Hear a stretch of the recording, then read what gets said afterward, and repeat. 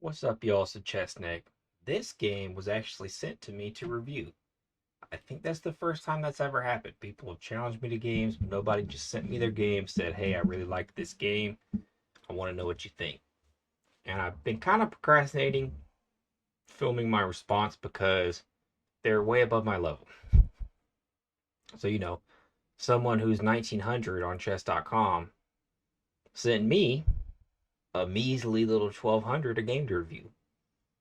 So, limiting belief, I'm letting that go. If you send me a game, I'll try to review it. So, this is what I'm doing, and I'm just going to get right into it. So, White sent me this Magnus Carlsen analyzer. So, he must study the great games. Against remove username, blah, blah, blah, blah, blah. Might have been a bot if it was removed. But one thing that did impress me about the game, this is pretty familiar. I kind of play knight f3. A lot of the times I end up throwing up d4. But right there, I wouldn't have known that. And I was impressed by the amount of book moves. So this is move 7, and they're both, well, at least White has played all book moves. So pretty impressed by that. I felt like right here, White has a little more going on. Just looking at it, being ignorant, doing my thing, it seems like White is good. And I would think that because it appears to me that he has more mobility.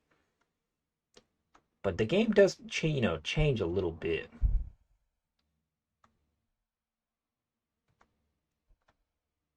And I'm not always gonna have something to say, but I'm flipping through the moves, seeing what I found interesting. Um, this might even be something that could help me learn. People sending me their games when they're way better than me. So right there, it seems like he's moving that to try to focus there. Maybe get the knight moving somewhere, or just get the rook involved. Yeah, this seems more like the rook was getting involved. See what the yeah, him pushing back doesn't seem bad either. Yeah, for this to be 13 moves in the game and it's this position, this is exactly the type of chess that I'm awful at. I feel like I'm not very good at thinking deeply about these situations. Right there, he pushes. I feel like with White, I don't know that it would have changed anything if he just ignored it. I mean, he takes. It's an even trade. I don't know why it's calling it a great move. I don't know if I'd call that a great move. But I don't think the structure ended up being a problem on H3. But I would just think maybe H3 wasn't the move because, what if he just ignored it? Just ignore it. Are you really? I mean, you would take there.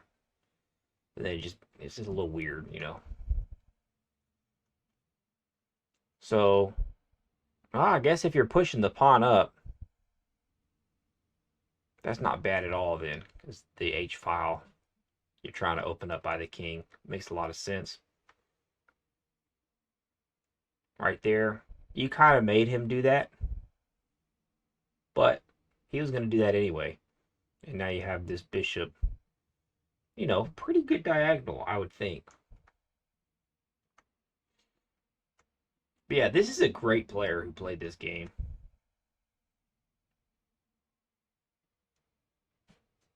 Let's see what he was talking about. They're suggesting something.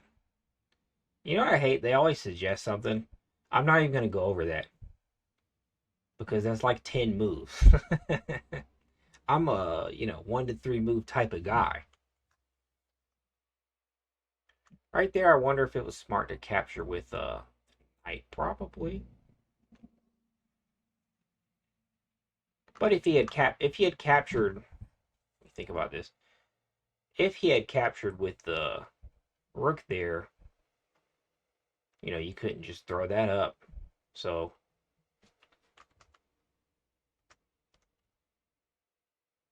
yeah, maybe he shouldn't have played with the knight. I feel like right here he's thinking something that I don't know. I didn't really understand this move. I mean, it's good to have. I guess, yeah, it makes sense. The only open file, go ahead and get your rook on it. So, yeah, thinking that makes sense. Now, it's saying you should have took here. I'm not mad at that because your bishop's not really doing much. But later it does do something. So, if you haven't seen the game, let me just get going with the game. I thought that was a good move. Honestly, that's a pretty rough move to respond to because you got all here, here, here are all covered. You know, it seems like a queen chase could be coming. Again, it's really insisting that you should have took there. And this is where the game gets a little sketchy right here, man. Gets a little sketchy, I'll be honest, because you know it looks like you're in some danger. But if you look closer at the position, it's not as bad as it seems. Um, because the queen can't really get over here anytime soon. The knight can't really do anything. And you do have this file open, so I don't know if when you moved that there, you were already thinking that the file would just be controlled by you the rest of the game, but that appears to be what happened. It says that was a miss. Knight d4.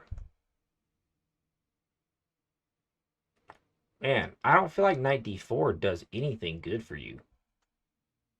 I disagree with the engine a lot, but like, what is that gonna do, man? If he goes there,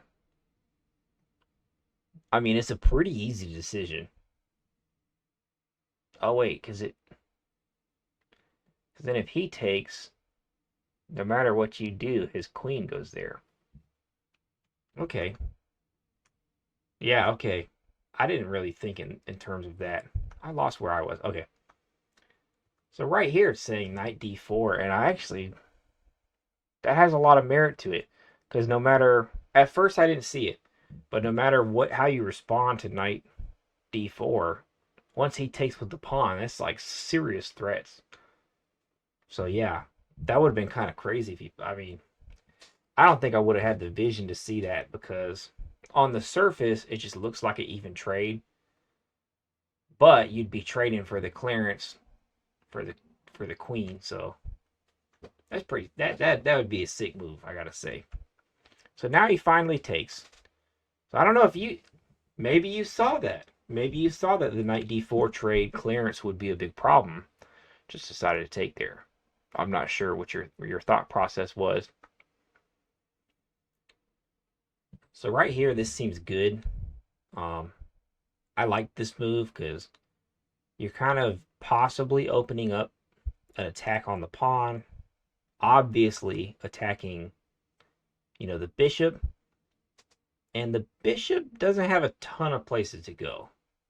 If he goes to one of these squares, you're going to lock him up probably. I can't go there. That was a good move, I thought. It's thinking the same thing as me. Lock up that bishop, I think. The queen is a little strange, but I guess you know that the knight has nowhere to go. So you win the knight. Unless he does that, then you don't win. You don't. Yeah, that was a nasty move by him. Good defense. This is where it's kind of interesting. Seems like such a heavy threat. Then he gets that guy. And this is cool too, because you're not just dodging without a threat. You're attacking his bishop while getting your queen out of the way. Oh yeah, that would have been. Yeah, if he went queen f7, dude, that's nasty. That's a nasty move. Let's look at that a little bit. Queen f7. What do you even do here, dude? What do you even do? Wow. I'm really looking at this, thinking of what could possibly be done in this position.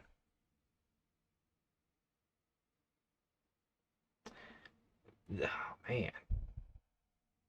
You can't defend with the queen, really.